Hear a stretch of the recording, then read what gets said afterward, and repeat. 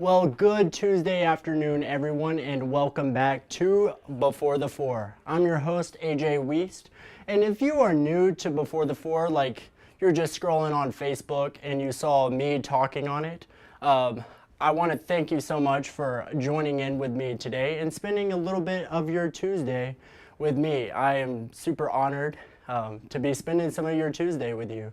But if you're returning to Before the Four, you already know the drill. I talk about WAFF's top stories today ahead of our evening newscasts. But I want to thank everyone for watching right now. And with that said, I think it's time we dive in to WAFF's top stories today.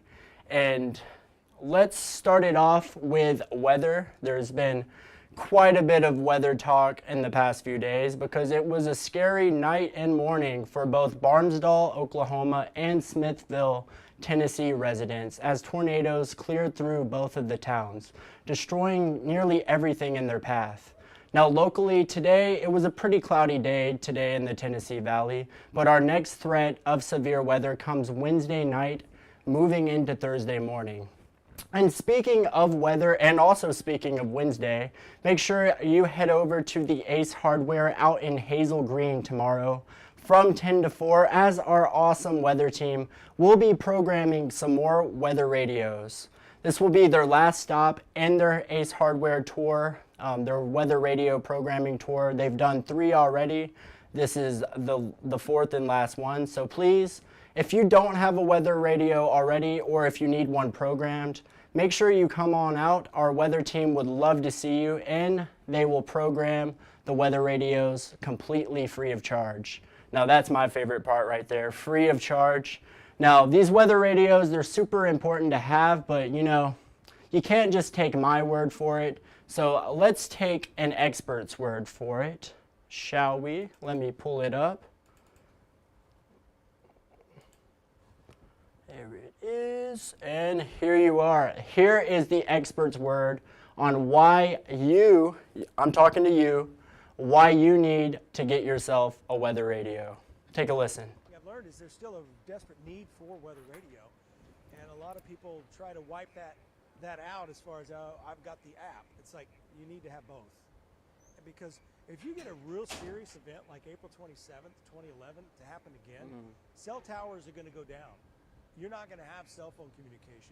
You've got a mass amount of people who are going to absorb that bandwidth as well. So just think of like when you go to an Alabama or an Auburn football game and you try to send pictures out of the game, it's so clogged you can't even get good signal. So that's what's going to happen when we get a big outbreak of severe weather.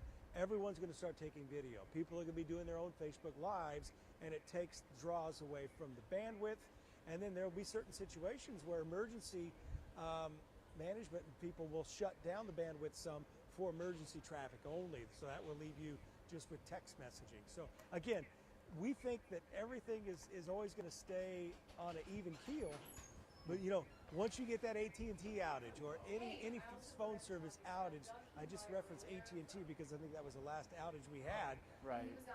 Just think about that last situation where you're upset because you couldn't give a phone call to someone or you couldn't share a picture with someone. Just think what it's going to be like if you can't get that tornado warning. I've learned is No, of course, that was 48 First Alert Chief Meteorologist, Mr. Brad Travis.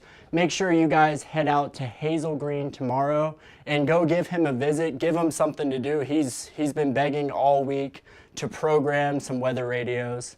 So, you don't want to disappoint Mr. Brad Travis. But now let's move into the next story. Now, would you look at this? Let me mute that. Right there. So, Mr. John Meredith, and the Huntsville City Councilman John Meredith, that is, he announced his 2024 re-election campaign in District 5 today. Now, Meredith was first elected to his position back in 2020 when he defeated his opponent, Will Culver. Now, here's a little bit of what he had to say today. My name is John Meredith, and I am the Huntsville City Council District 5 representative. 4 years ago, when I came into office, our streets were in dire need of resurfacing. We had no recreational centers within the confines of the district, which is the largest district in the city of Huntsville. Our firefighters were stretched very thin, protecting our homes and our businesses, and EMS services were even thinner. Lack of greenway connectivity plagued our ability to enjoy the outdoor recreational facilities that most other Huntsvillians had, and our roads were dark because they did not have ample street lights. And as everybody who's been caught going east to west on Capshaw, Old Monrovia, or 72 know, our streets have pinch points. Now, our roads are brighter because we've invested in putting street lights up in our darkest unlighted areas. We have had over 60 neighborhood street resurfacing projects approved, and we have a new fire station that will be going in to serve those in the westernmost portions of Huntsville that should be opening this summer. My name is John. Now, of course, that was City Councilman Mr. John Meredith of District 5. And of course, today he announced his re-election campaign of the 2024 election year. So he's the first one. Wonder if there will be some that follow. But in other news, multiple units with different departments, they were on scene of a fire out in Arab. Now, the fire occurred at the AR Recycling in Arab. At this time, it is unclear how the fire started or if there were any injuries. Now, we did send 48 reporter Savannah Sapp down there with updates. She spoke with the Arab fire chief, and the last update was that crews have contained the fire down there. Now, this is certainly a developing story, and we will update you all accordingly as we continue to learn more about this fire. Now, make sure you stick around for any updates on this incident in tonight's newscast. Now, other developing stories that recently happened. One out in Florence, we are learning that someone drove their car into a Florence business. And also, we're learning another story about an accidental shooting that occurred in Muscle Shoals. We're currently sending people out to these scenes to learn more about these stories. So stick around on these updates for any breaking or developing stories that may happen. Now, staying on that side of the state, Aria Pons, she is the Shoals Beat. She will be reporting on the Florence City Council meeting. Now, this is a big meeting tonight, and then the City Council is expected to make a decision about erecting a long-standing Confederate statue. So stay tuned to hear the latest from Aria Pons on that story.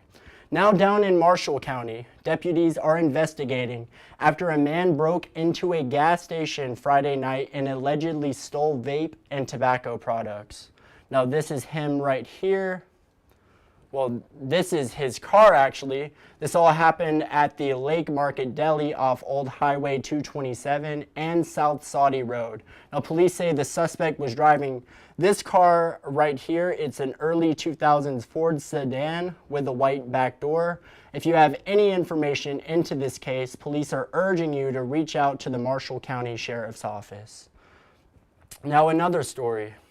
Out in Priceville, where a Somerville man was arrested early this morning for drug trafficking. Now, the arrest came after officers performed a traffic stop, just a routine traffic stop, for a minor traffic violation near East Upper River Road. Now, the driver, Antoine Alexander, that's him there, was arrested, however, for allegedly trafficking fentanyl and was in possession of marijuana and unlawful drug paraphernalia. Alexander is held at the Morgan County Jail on a $700,000 300 bond. I'm sorry, I'm bad with numbers. $700,300 bond. Now, another story, and some good news in Huntsville. City leaders today cut the ribbon for a new soccer complex at John Hunt Park. Now, the Loretta Spencer Sports Complex will host high-level soccer tournaments here in Huntsville and will also serve as a place to play sports such as rugby, lacrosse, and ultimate frisbee. The new sports complex includes 2 artificial fields, a press box, and a PA sound system. Now today, WAFF spoke with Mark Russell. He is the executive director for Huntsville Sports Commission, and let's take a listen to what he had to say. Well, we take great pride in hosting the state soccer championship. It's in our DNA. We enjoy hosting it. It brings economic impact to Huntsville. It fills up our hotels, provides opportunities for our citizens, gives good business to our restaurants. Bringing people in is a great way for the city to grow. Okay, and what makes Yes, very exciting stuff. Soccer, a big deal here in Huntsville, as Mark Russell said. Now we're going to head over to sports. 20 Alabama high schools are making room for girls flag football. Of those 20 Alabama schools, 3 are local. Now, Austin High School and Decatur High School out in Decatur and Hazel Green High School in Hazel Green, they will all be launching a new girls flag football team. Now, this all comes after NFL football team, the Atlanta Falcons, announced that they will provide grants for flag football to these 20 Alabama high schools.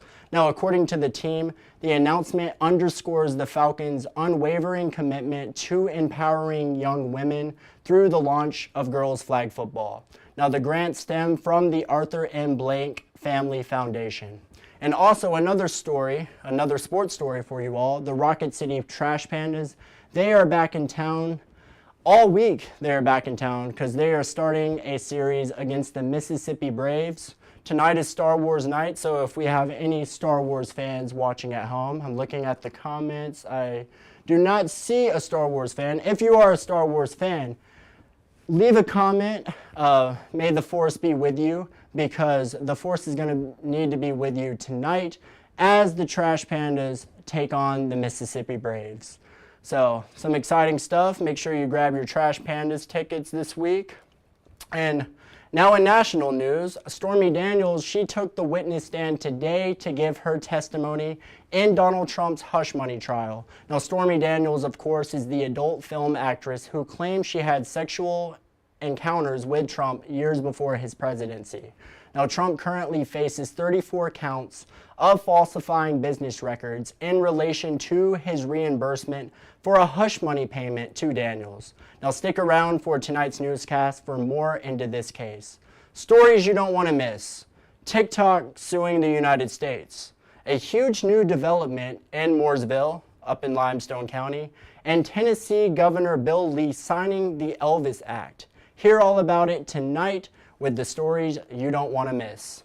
Now, we didn't get to do it yesterday, and it looks like we're not going to be able to do it today either, but our Facebook fun section, you know, this is, let's just do it. So this was the question yesterday. Tell us what you do for a living without actually telling us what you do. The first response, I listen to people talk and we sometimes cry together. I believe you're a therapist, Miss Jessica. Response 2, get lots of thorns in my fingers and make things pretty. Nikki, you are 100% a florist. And then response 3, Evans A. Criswell wrote, I write instructions in languages that humans don't use to communicate with each other to convince non-living things or non-living beings to do what I need them to do. And Mr. Evans, I think you are a computer programmer. But that is all the time I have. Thank you guys for sticking around with me. Make sure you tune in to tonight's evening shows. You're not going to want to miss it. It's going to be a good time. But with that, I will do my sign off, and you already know what it is. Thanks for watching. You all have a great night.